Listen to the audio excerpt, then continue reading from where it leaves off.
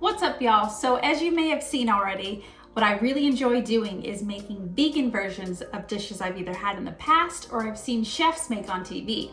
And one of those chefs includes Rachel Ray, and growing up, I used to always watch her 30-minute meals. And one of the dishes that we're gonna be making today is these balsamic sage sausage bites. Let's get started.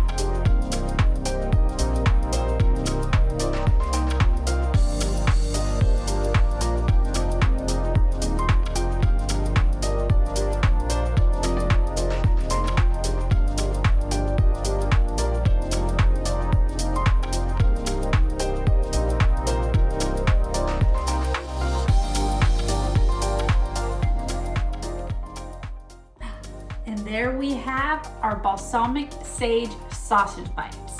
Now, the best part, let's try them.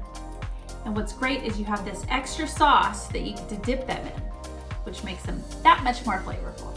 Let's give it a good dip. And now we bite.